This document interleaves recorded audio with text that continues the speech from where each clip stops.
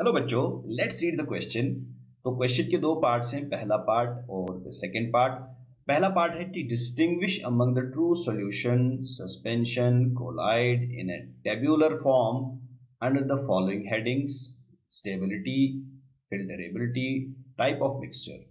तो पहले पार्ट में हमें क्या बताना है कि जो ट्रू सॉल्यूशन, सस्पेंशन और कोलाइड के बीच में हमें डिस्टिंग्विश करना है on the base of these three headings, in these three properties, again stability, filterability और type of mixture.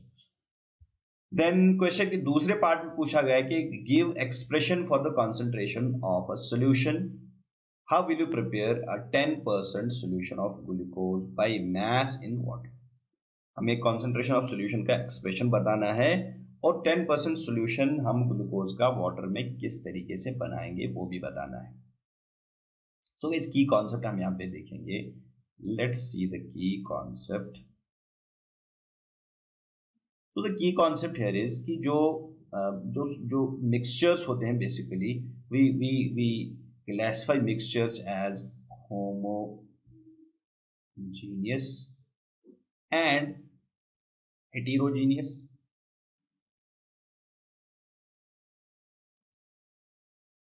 Clear guys? Homogeneous और heterogeneous. So these are the types of mixtures. Correct? Mixture या तो homogeneous हो सकता है या heterogeneous हो सकता है। अभी क्लासिफिकेशन जो बेस्ड है, that is actually based on the particle size of these mixtures. ठीक है? सो होमोजीनियस में हम सॉल्यूशंस को पढ़ते हैं, we have solutions which are homogeneous mixtures. और हेटेरोजीनियस में या तो कोलाइड्स होते हैं, कोलाइड होता है, या suspension. So this is also, this classification is based on the particle size. और उसी पार्टिकल साइज की जो है बेस पे फिर we have different properties of these mixtures. Clear? तो सबसे पहले हम टैबुलेट करते हैं इन प्रॉपर्टीज को on the base of these three headings जो हमसे क्वेश्चन में पूछा गया है। Clear? So let's write it like this. एक साइड में हम प्रॉपर्टीज को लिस्ट करेंगे। we list the properties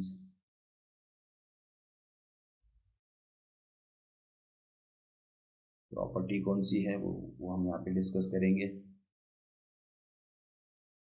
और यहाँ पे हम टाइप ऑफ मिक्सचर बताएंगे। क्लियर? तो इस तरह का हम एक टेबल बनाते हैं। सो सबसे पहली प्रॉपर्टी जो यहाँ पे हमें डिस्कस करनी है, that is basically the stability. the first one is stability,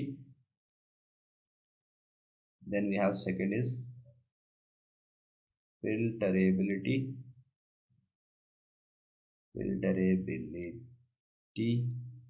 then we have the तीसरी जो हेडिंग है, that is type of mixture, किस तरह का मिक्सचर होगा। ठीक है? तो यहाँ पे टाइप ऑफ मिक्सचर कौन कौन सा है? वी हैव द सॉल्यूशन, इसे ट्रू सॉल्यूशन भी कहते हैं। We have the colloid and then we have the suspension. Clear? So इस तरह से हम इसको टैबुलेट करेंगे प्रॉपर्टीज को।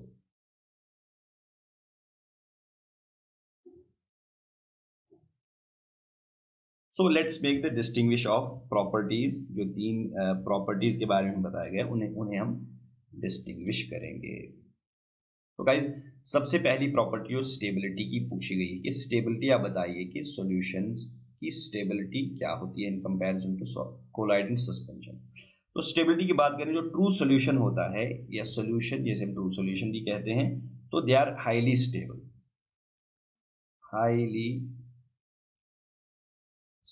मीन इसके जो पार्टिकल्स होते हैं बहुत ही ज़्यादा स्टेबल होते हैं।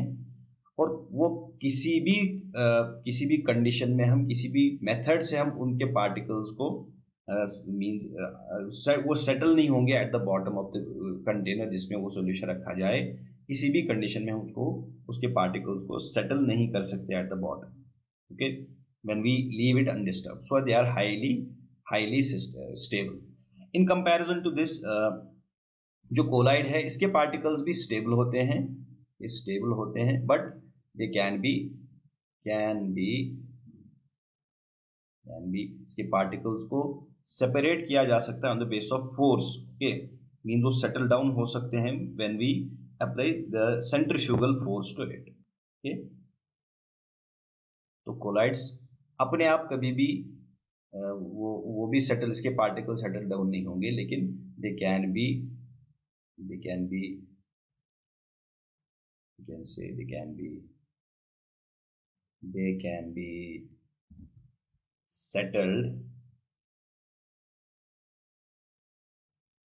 by centrifugation। क्लियर? और जो सस्पेंशन होता है, दे आर नॉट स्टेबल, ये स्टेबल नहीं होते हैं। They under the action of gravity वो खुद ब खुद सेटल हो जाते हैं। Okay, when they left undisturbed settle down, particles when they settle down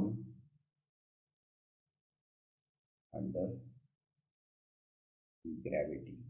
ठीक है, तो जब इसको हम अनडिस्टर्ब रखते हैं तो ग्रेविटी के एक्शन में ऑटोमेटिकली वो खुद ब खुद सेटल डाउन हो जाते हैं। इसमें हमें किसी भी तरह का फोर्स या किसी भी तरह का मेथड यूज नहीं करना पड़ता है इसको सेटल डाउन करने के लिए। देन टॉकिंग अबाउट फिल्टरेबिलिटी, जो सॉल्यूशंस है we can not filter these solutions. Okay, so they can not be filtered, can be filter, इसको हम फिल्टर नहीं कर सकते। मीन इसके जो पार्टिकल्स हैं फिल्ट्रेशन से वो by the use of filter paper वो सेपरेट नहीं होंगे, क्योंकि इनके जो पार्टिकल्स होते हैं फिल्टर पेपर के पोर से बहुत ज़्यादा छोटे होते हैं, therefore they just pass out. Colloids की बात करें तो कोलाइड्स में जो इसके पार्टिकल्स को भी हम मीन्स सेपरेट नहीं कर सकते with help of filtration. Okay, so they can not be filtered bye filtration. Again इस केस में भी जो पार्टिकल का साइज होता है वो छोटा ही होता है, तो कांट बी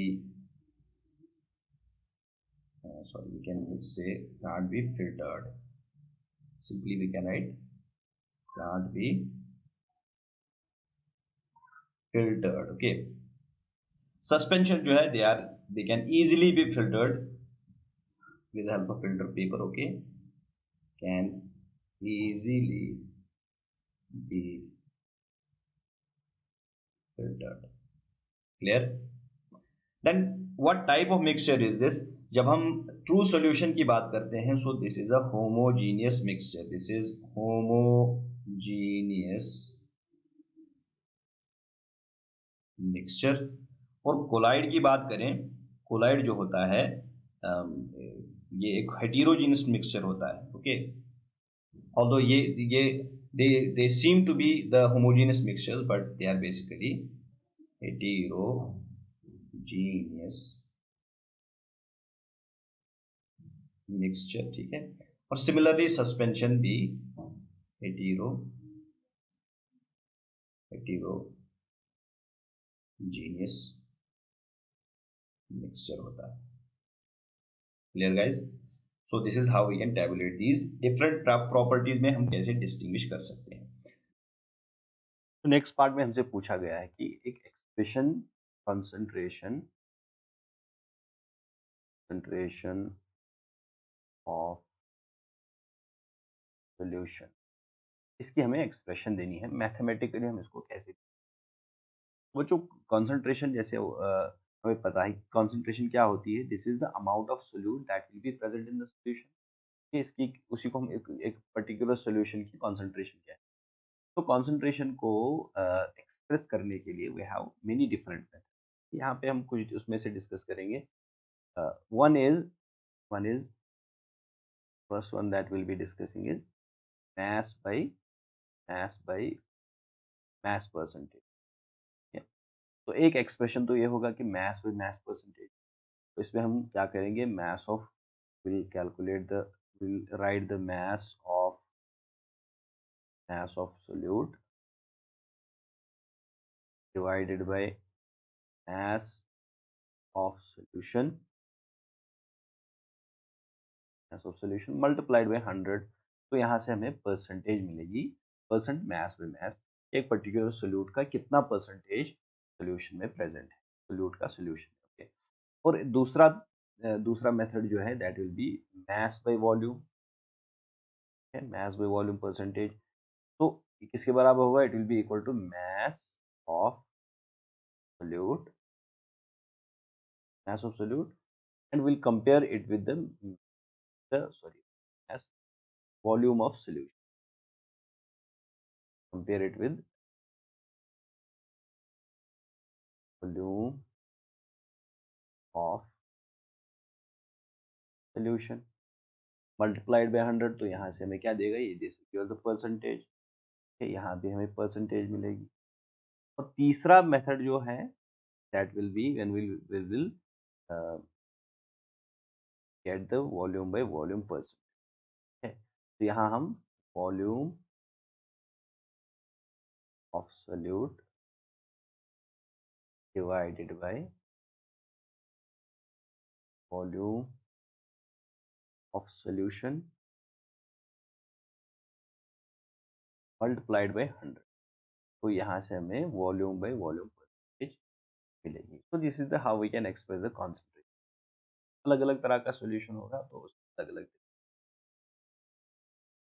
उसके कॉन्सेंट्रेशन को एक्सप्रेस कर सकते हैं।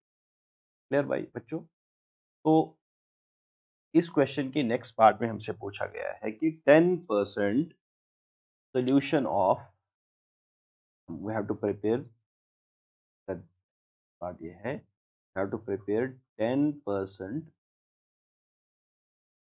Solution of glucose in water. हमें बताना है कि हम 10% सोल्यूशन कैसे बनाएं। तो बच्चों हम कैसे बनाएंगे, simply what will do, will take, basically हमें we'll just weigh the 10 gram of glucose, we'll take 10 gram glucose। clear? तो पहले क्या करेंगे, we'll add it small amount of water,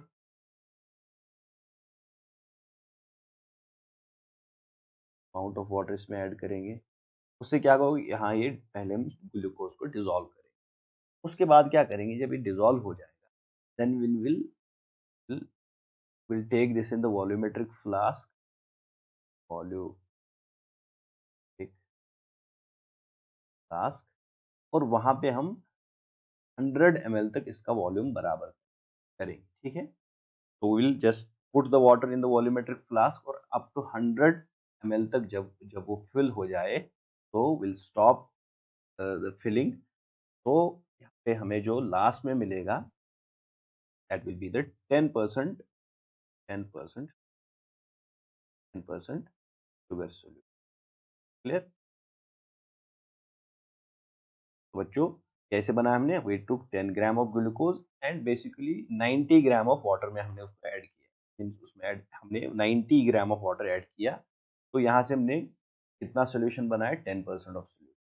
तो इन कंसंट्रेशन की फॉर्मूलाज को हम यूज कर सकते हैं to calculate this. For example we will use this one. Okay,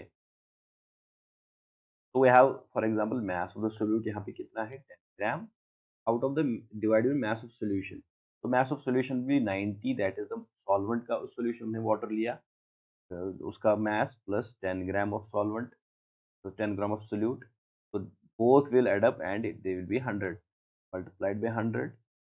है, तो इसको कैलकुलेट करो, it will come out to be 10%। तो इस तरह से हम शुगर का 10% बना सकते हैं। Hope you understood it well. Best of